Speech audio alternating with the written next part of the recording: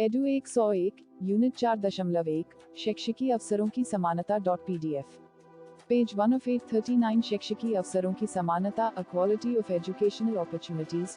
शैक्षिकी अवसरों की समानता का अर्थ एवं परिभाषा, meaning and definition of equality of educational opportunities. शैक्षिकी अवसरों की समानता का सामान्य अर्थ है देश के सभी बच्चों को बिना किसी भेदभाव के शिक्षा प्राप्त करने के समान अवसर और समान सुविधाएं प्रदान करना। परंतु समान अवसर और समान सुविधाओं के संबंध में विद्वानों के भिन्न भिन्न मत हैं। कुछ विद्वान शिक्षा प्राप्त करने के समान अवसर और समान सुविधाओं से अर्थ देश के सभी बच्चों के लिए एक समान शिक्षा अर्थात समान पाठ्यक्रम से लेते हैं। आप ही विचार करें कि विविधता के इस देश भारत में ऐसा कैसे हो सकता है। फिर सामान्य शिक्षा तो सबके लिए समान हो सकती है और होती ही है, परंतु विशिष्ट शिक्षा तो बच्चों की रुचि, रुझान, योग्यता और क्षमता के आधार पर ही दी जा सकती है। इसके विपरीत कुछ विद्वान इसका अर्थ शिक्षा संस्थाओं के समान रूप से लेते हैं। वे सरकारी, गैर सरकारी और पब्लिक स्कूलों के भारी अंतर को समाप्त करने के पक्ष में हैं।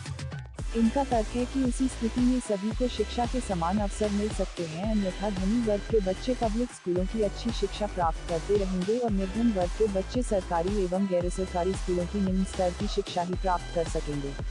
आप ही विचार करें कि लोकतंत्र में ऐसा कैसे किया जा सकता है।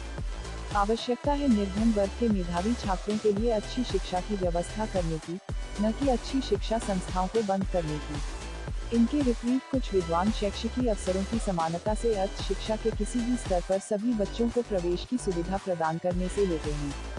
इनका तर्क है कि शिक्षा मनुष्य का मौलिक अधिकार है, परंतु यह धारणा भी गलत है। अधिकार के साथ कर्तव्य जुड़ा होता है। समान अवसरों के पीछे समान योग्यता एवं समान क्षमता का भाव निहित है। जहाँ तक अनिवार्य एवं निःशुल्क शिक्षा की बात है, उसके अवसर तो सभी को सुलभ कराना आवश्यक है, परंतु उससे आगे की शिक्षा के अवसर योग्यता एवं क्षमता के आधार पर ही सुलभ कराने चाहिए। Page 2 of 8 ratio 558। शैक्षिकी अवसरों की समानता। सच बात यह है कि शैक्षिकी अवसरों की समानता का विचार लोकतंत्र की देन है। लोकतंत्र स्वतंत्रता, समानता और भ्रातृत्व के सिद्धांतों पर आधारित है। यह सामाजिक न्याय का पक्षधर है। यह व्यक्ति के व्यक्तित्व का आदर करता है और प्रत्येक व्यक्ति को अपने विकास के स्वतंत्र अवसर प्रदान करता है। लोकतंत्रीय इस भावना के आधार पर सर्वप्रथम 1870 में ब्रिटेन में प्राथमिक शिक्षा को अनिवार्य किया गया और उसे सर्वसुलभ बनाया गया। उसके बाद यूरोप के अन्य देशों में भी एक निश्चित स्तर तक की शिक्षा को अनिवार्य किया गया और सर्वसुलभ बनाया गया। भारत में इस प्रकार का विचार सर्वप्रथम ब्रिटिश शासनकाल में उठा। 15 अगस्त 1947 को हमारा देश स्वतंत्र हुआ और 26 जनवरी 1950 को हमारे देश में हमारा अपना संविधान लागू हुआ। इस संदर्भ में हमारे संविधान में 2 घोषणाएं की गई हैं। संविधान के अनुच्छेद 45 में यह घोषणा की गई है कि राज्य इस संविधान के लागू होने के समय से 10 वर्ष के अंदर 14 वर्ष तक की आयु के सभी बच्चों की अनिवार्य एवं निःशुल्क शिक्षा की व्यवस्था करेगा। और इसके अनुच्छेद 29 में यह घोषणा की गई है कि राज्य द्वारा पोषित अथवा आर्थिक सहायता प्राप्त किसी भी शिक्षा संस्था में किसी भी बच्चे को धर्म, मूल, वंश अथवा जाति के आधार पर प्रवेश से वंचित नहीं किया जाएगा। परंतु हम इसे सही रूप में अंजाम नहीं दे सके। हमारे देश में इस समस्या पर सर्वप्रथम विचार किया कोठारी आयोग 1964-66 ने। उसने सुझाव दिया कि शैक्षिकी अवसरों की समान सुविधा प्रदान करने के लिए सर्वप्रथम 6 से 14 आयु वर्ग के बच्चों की कक्षा 1 से कक्षा 8 तक की शिक्षा अनिवार्य एवं निःशुल्क की जाए और किसी भी वर्ग के बच्चों की इस शिक्षा प्राप्त करने में आने वाली कठिनाइयों को दूर किया जाए।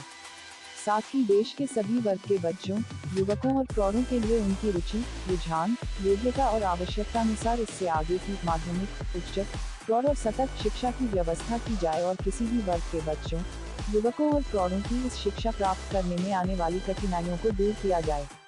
बस यहीं से हमारे देश में शैक्षिकी अवसरों की समानता का एक नया अर्थ शुरू हुआ। इसे हम निम्नलिखित रूप में भाषाबद्ध कर सकते हैं। शैक्षिकी अवसरों की समानता का अर्थ है राज्य द्वारा देश के सभी बच्चों के लिए स्थान, जाति, धर्म अथवा लिंग आदि किसी भी आधार पर भेद किए बिना एक निश्चित स्तर तक की शिक्षा अनिवार्य एवं निःशुल्क रूप से सुलभ कराना और उनकी इस शिक्षा प्राप्त करने में आने वाली कठिनाइयों का निवारण करना। साथ ही देश के सभी बच्चों और युवकों को इससे आगे की शिक्षा उनकी रुचि, रुझान, योग्यता, क्षमता और आवश्यकता अनुसार सुलभ कराना और उनकी इस शिक्षा प्राप्त करने में आने वाली कठिनाइयों का निवारण करना। शैक्षिकी अवसरों की समानता की आवश्यकता, need of equality of educational opportunities. आज पूरा संसार मानवाधिकार के प्रति सचेत है। संसार के सभी देशों ने शिक्षा को मानव का मूल अधिकार माना है। तब किसी भी देश में सभी को शिक्षा प्राप्त करने की समान सुविधाएं होनी चाहिए।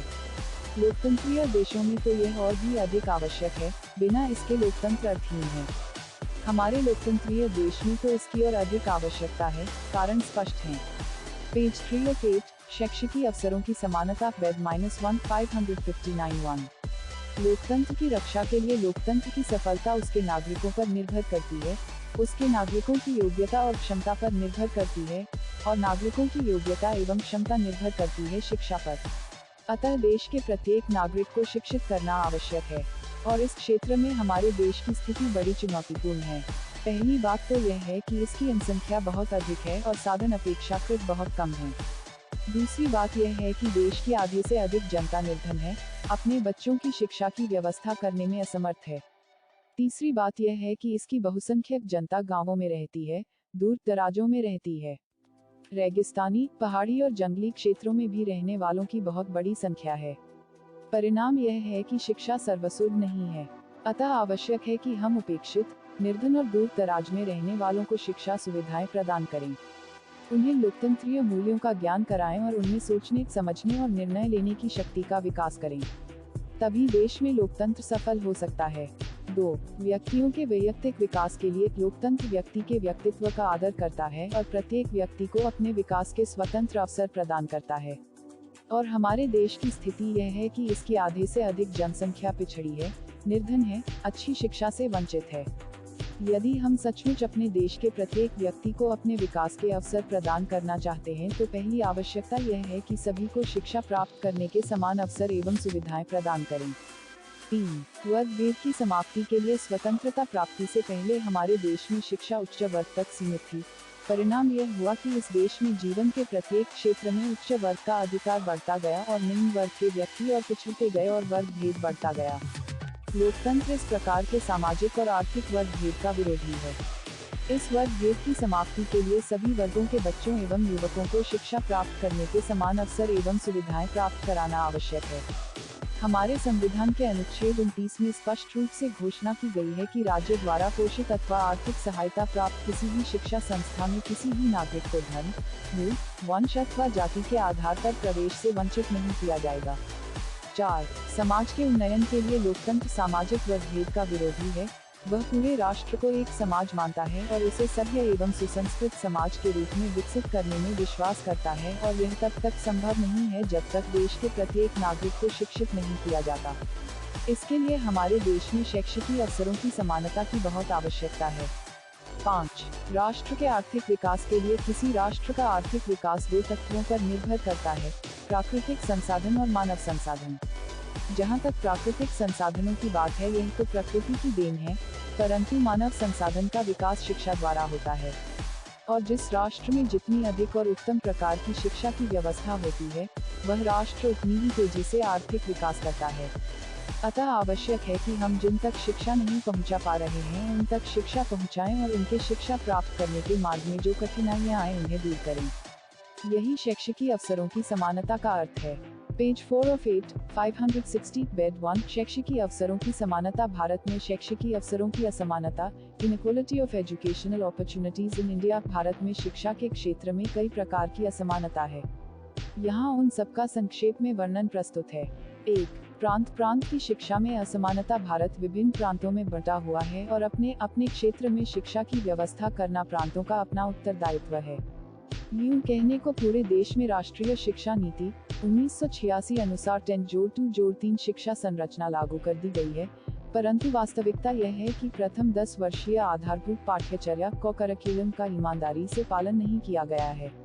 इस पाठ्यचर्या की मूल बात त्रिभाषा सूत्र और कार्यानुभव अथवा समाजोपयोगी उत्पादक कार्य अथवा कार्य शिक्षा है। प्रांतीय सरकारों ने इन्हें अपने अपने रूप में लिया है, और मजे की बात यह है कि कुछ प्रांतों में तो अंग्रेजी को अनिवार्य किया गया है। जोड़ 2 पर भी भिन्न भिन्न प्रांतों में भिन्न भिन्न व्यवस्था है। जोड़ 3 पर तो विश्वविद्यालयों को स्वायत्तता है ही।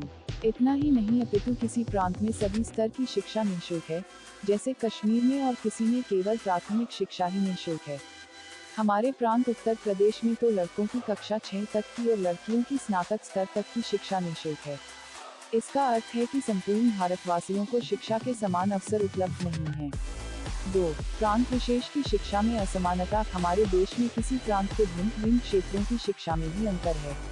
ग्रामीण क्षेत्रों में प्रायः प्राथमिक और उच्च प्राथमिक स्तर तक की शिक्षा उपलब्ध है, और जहां कहीं माध्यमिक स्तर की शिक्षा सुलभ भी है, उसका स्तर नगरीय माध्यमिक शिक्षा की तुलना में कुछ निम्न कोटि का है। बड़े नगरों और ग्रामीण अंचलों के शैक्षिकी पर्यावरण में तो बहुत अधिक अंतर है। 3. शिक्षण संस्थाओं का असमान वितरण। बच्चों के लिए स्कूल और कॉलेजों की संख्या भी कहीं आवश्यकता से अधिक, कहीं आवश्यकता से बहुत कम और कहीं बिल्कुल ही नहीं है। किसी क्षेत्र में सरकारी और गैर सरकारी दोनों प्रकार के स्कूल और कॉलेज हैं, और कहीं किसी भी प्रकार के स्कूल और कॉलेज नहीं हैं। महाविद्यालयों और विश्वविद्यालयों की स्थापना तो राजनीतिक दबाव पर ही की जाती है। 4. लड़कियों की शिक्षा संस्थाओं में असमानता। हमारे देश में प्राथमिक और उच्च स्तर पर तो शिक्षा की व्यवस्था है, परंतु माध्यमिक स्तर पर लड़कियों के लिए अलग अलग स्कूलों की व्यवस्था की जाती है। बड़े अफसोस की बात है कि देश के अधिकतर प्रांतों में लड़कों के स्कूलों की अपेक्षा लड़कियों के स्कूलों की संख्या बहुत कम है, जबकि जनसंख्या की दृष्टि से यह बराबर होनी चाहिए। दूसरी तरफ लड़कियों की शिक्षा स्नातक स्तर तक निःशुल्क कर दी गई है और लड़कों को इससे वंचित रखा गया है। स्पष्ट है कि हमारे देश में लड़कियों को शिक्षा के समान अवसर उपलब्ध नहीं है। 5. विद्यालय की शिक्षा में असमानता। स्थान विशेष पर भी जो शिक्षण संस्थाएं हैं, उनके भवन, फर्नीचर, पुस्तकालय, प्रयोगशाला, शिक्षण सामग्री एवं शिक्षकों में बड़ी असमानता। Page 5 of 8. शैक्षिकी अवसरों की समानता। वेद 1, 561 अंतर अधिक ही प्रवेश ले पाते हैं। अवसर सुलभ नहीं है। किन्हीं विद्यालयों में सब कुछ सुलभ है और किन्हीं में कुछ भी सुलभ नहीं है। इनकी कार्य प्रणाली में भी बड़ा अंतर है। प्राइवेट स्कूल, सरकारी स्कूल और पब्लिक स्कूलों में तो बहुत है। पब्लिक स्कूलों का तो अपना आकर्षण है, पर इनमें केवल धनी वर्ग के बच्चे 6। लड़कियों की शिक्षा में असमानता। मनोवैज्ञानिक दृष्टि से लड़कियों कोई, परंतु अफसोस हमारे देश में माध्यमिक स्तर पर लड़कियों के पाठ्यक्रमों में कुछ अंतर रखा गया है। साफ जाहिर है कि हमारे देश में आज भी लड़कियों को शिक्षा के समान साथ उपेक्षित क्षेत्र एवं वर्ग के बच्चों की शिक्षा की अपर्याप्त व्यवस्था। यूं हमारे देश में दूर दराजों में रहने वाले और पिछड़े, अनुसूचित जाति और अनुसूचित जनजातियों के बच्चों की शिक्षा की व्यवस्था का वायदा तो किया जाता है, परंतु इनकी शिक्षा की उचित व्यवस्था अभी तक नहीं की जा सकी है। निम्न वर्ग के बच्चों के लिए निम्न स्तर की शिक्षा ही सुलभ है। उपेक्षित वर्ग के मेधावी छात्रों के लिए जो नवोदय विद्यालय खोले गए हैं, उनमें भी उच्च वर्ग के बच्चे ही पहुंच रहे हैं। कैसी विडंबना है। 8. विद्यालयों में बच्चों के साथ व्यवहार में असमानता। हमारे देश में प्राइवेट स्कूल प्रायः जाति और धर्म के आधार पर खोले जाते हैं, और ऐसे स्कूलों में शिक्षकों की नियुक्ति भी जाति और धर्म के आधार पर की जाती है। जिन प्रांतों में शिक्षकों की नियुक्ति सरकार ने अपने हाथों में ले रखी है, वहाँ या तो भाई भतीजावाद चल रहा है या कैसा चल रहा है। ऐसे शिक्षक बच्चों के साथ समान और सहानुभूतिपूर्ण व्यवहार करेंगे, यह कैसे सोचा जा सकता है। 9. बच्चों के शैक्षिकी पर्यावरण में असमानता। शैक्षिकी अवसरों की समानता का एक तकाजा यह भी है कि सभी बच्चों को पढ़ने के लिए समान पर्यावरण दिया जाए। हमारे देश में समान पर्यावरण के स्थान पर जमीन आसमान के अंतर वाला पर्यावरण है। कुछ बच्चे झोपड़ियों के अंधेरे में रहते हैं, कुछ गंदे गलियारों में रहते हैं और कुछ ऊंची अट्टालिकाओं में रहते हैं, शानदार कोठरियों में रहते हैं। साफ जाहिर है, निम्न वर्ग के बच्चों को पढ़ने के लिए न स्थान है और न सुविधा, और उच्च वर्ग के बच्चों को सब कुछ सुलभ है।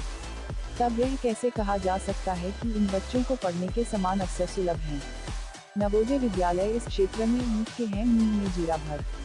राजनीतिक प्रभुता। प्रवेश उनकी योग्यता के आधार पर नहीं, अभिभावकों की आर्थिक संपन्नता। 10. समर्थ की जय। हमारे देश की वर्तमान स्थिति बड़ी अलोकतांत्रिक है। यहाँ मनुष्य की योग्यता की नहीं, इसकी सामर्थ्य की पूजा होती है। बच्चों को अच्छे स्कूल और कॉलेजों में अमानुषिक शक्ति के आधार पर मिलता है। यह शैक्षिकी अवसरों की असमानता नहीं तो और क्या है। Page 6 of 8. भारत में शैक्षिकी अवसरों की समानता की प्राप्ति के उपाय। Means of equalization of educational opportunities in India. शैक्षिकी अवसरों की समानता के दो मुख्य पहलू हैं। पहला यह कि देश के सभी बच्चों और युवकों को बिना किसी भेदभाव के, किसी भी स्तर की, किसी भी प्रकार की शिक्षा समान रूप से सुलभ कराना, और दूसरा यह कि किसी भी वर्ग के बच्चों अथवा युवकों के किसी भी स्तर की, इन दोनों कार्यों को करना बहुत कठिन है। इनके मार्ग में 4 बड़ी बाधाएं हैं। पहली, देश की बढ़ती हुई जनसंख्या। दूसरी, संसाधनों की कमी। तीसरी अधिकांश जनता का पिछड़ापन और निर्धनता, और चौथी एक बड़ी जनसंख्या का दूर दराजों, रेगिस्तानी, पहाड़ी और जंगली क्षेत्रों में छोटी छोटी बस्तियों में रहना। इस दिशा में हमारे देश में सर्वप्रथम विचार किया कोठारी आयोग 1964-66 ने। उसने इन सब बाधाओं को मद्देनजर रखते हुए शैक्षिकी अवसरों की समानता की प्राप्ति हेतु निम्नलिखित सुझाव दिए। कोठारी आयोग 1964-66 के सुझाव: 1. कक्षा 1 से कक्षा 8 तक की शिक्षा अनिवार्य एवं निःशुल्क की जाए और इस लक्ष्य को 2 पंचवर्षीय योजनाओं में प्राप्त किया जाए। 2. प्राथमिक स्तर पर छात्रों को पाठ्य पुस्तकें, लेखन सामग्री और मध्याह्न भोजन निःशुल्क दिया जाए। 3. पिछड़े वर्ग, अल्पसंख्यक वर्ग, अनुसूचित जाति और अनुसूचित जनजातियों के बच्चों की शिक्षा के लिए विशेष व्यवस्था की जाए और कबीलों के बच्चों के लिए आवासीय आश्रम स्कूल खोले जाएं। 4. मंद बुद्धि और विकलांग बालकों के लिए अलग से स्कूल खोले जाएं, इनमें विशेष प्रशिक्षण प्राप्त शिक्षकों की नियुक्ति की जाए। 5. माध्यमिक एवं उच्च शिक्षा के निर्धन छात्रों को शुल्क मुक्त किया जाए। 6. माध्यमिक एवं उच्च शिक्षा स्तर के विद्यालयों एवं महाविद्यालयों में बुक बैंक योजना लागू की जाए। 7. माध्यमिक एवं उच्च शिक्षा के निर्धन एवं योग्य छात्रों को पुस्तकें क्रय करने के लिए आर्थिक सहायता दी जाए। 8. शिक्षा के प्रत्येक स्तर पर विभिन्न छात्रवृत्तियों की समुचित व्यवस्था की जाए और व्यावसायिक स्कूल कॉलेजों में सामान्य स्कूल कॉलेजों की अपेक्षा अधिक छात्रवृत्तियों की व्यवस्था की जाए। 1. उच्च शिक्षा स्तर पर निर्धन और मेधावी छात्रों, विशेषकर विज्ञान एवं तकनीकी वर्ग के छात्रों को ऋण छात्रवृत्तियां दी जाएं। 10. दूर दराज में रहने वाले छात्रों को सवारी सुविधा अथवा छात्रावास सुविधा प्रदान की जाए। 11. स्त्रियों को पुरुषों की भांति किसी भी प्रकार की शिक्षा सुलभ कराई जाए। स्त्री पुरुषों की शिक्षा के प्रसार के भारी अंतर को दूर किया जाए। पेज 7 ऑफ 8, शैक्षिकी अवसरों की समानता 1968 1-3-563 मूल्य शिक्षा नीति 1968 के प्रस्ताव। केंद्र सरकार ने कोठारी आयोग के उपयुक्त सुझावों के आधार पर राष्ट्रीय शिक्षा नीति में निम्नलिखित घोषणाएं की: ग्रामीण एवं पिछड़े क्षेत्रों में और अधिक स्कूल कॉलेज खोले जाएंगे और इन क्षेत्रों के बच्चों और युवकों को सभी स्तरों की शिक्षा सुलभ कराई जाएगी। देश में सामान्य विद्यालय प्रणाली कॉमन स्कूल सिस्टम लागू की जाएगी, अर्थात एक क्षेत्र में रहने वाले सभी वर्गों के बच्चे एक प्रकार के स्कूल में पढ़ेंगे, एक साथ पढ़ेंगे। पिछड़े वर्ग, अल्पसंख्यक वर्ग, अनुसूचित जाति, अनुसूचित जनजाति और कबीलों के बच्चों की शिक्षा की विशेष व्यवस्था की जाएगी और इनको आवश्यक आर्थिक सहायता दी जाएगी। 4. मंद बुद्धि और विकलांग बच्चों के लिए अलग से विद्यालय खोले जाएंगे। 5. बालिकाओं की शिक्षा का प्रसार किया जाएगा। 6. पब्लिक स्कूलों में निम्न एवं निर्धन वर्ग के बच्चों के लिए स्थान आरक्षित किए जाएंगे और उनके लिए निःशुल्क शिक्षा की व्यवस्था की जाएगी। 7. शिक्षा के सभी स्तरों पर निम्न वर्ग के बच्चों को आर्थिक सहायता दी जाएगी। 8. शिक्षा के सभी स्तरों पर छात्रवृत्तियों में वृद्धि की जाएगी। 9. विशेष योग्यता एवं क्षमता वाले छात्रों के लिए विशेष छात्रवृत्तियों की व्यवस्था की जाएगी। इस शिक्षा नीति पर अमल होना शुरू ही हुआ था कि केंद्र में जनता दल की सरकार बन गई। इस सरकार ने 1979 में अपनी शिक्षा नीति की घोषणा की। इस नीति में कक्षा 1 से कक्षा 8 तक की शिक्षा की व्यवस्था को प्रथम वरीयता दी गई और द्वितीय वरीयता प्रौढ़ शिक्षा की व्यवस्था को दी गई। साथ ही दीनहीनों की शिक्षा व्यवस्था का वायदा किया गया, पर इस दिशा में काम बहुत कम किया गया। 1986 में युवा प्रधानमंत्री श्री राजीव गांधी ने नई राष्ट्रीय शिक्षा नीति की घोषणा की।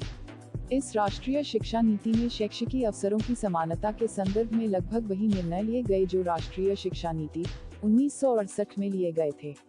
कुछ निर्णय इसके अपने थे। यहाँ उन सबका वर्णन संक्षेप में प्रस्तुत है।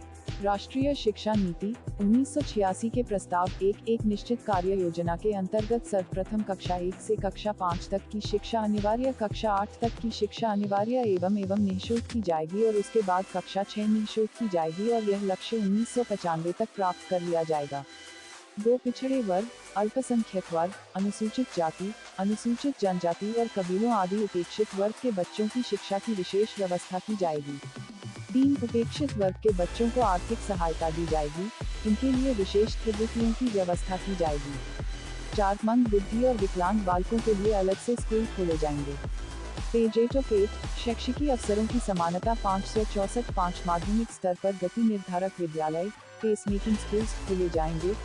इनमें उपेक्षित क्षेत्रों, ग्रामीण और उपेक्षित वर्ग, अनुसूचित जाति एवं अनुसूचित जनजाति के मेधावी छात्रों के लिए आवासीय निःशुल्क शिक्षा की व्यवस्था की जाएगी।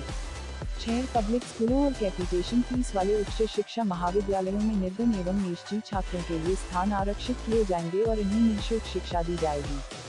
7. स्त्री पुरुषों की शिक्षा में कोई भेद नहीं किया जाएगा। स्त्रियों को पुरुषों की भांति किसी भी प्रकार की शिक्षा विधि, आयुर्विज्ञान, विज्ञान, तकनीकी और प्रबंध आदि के लिए प्रोत्साहित किया जाएगा। हमारा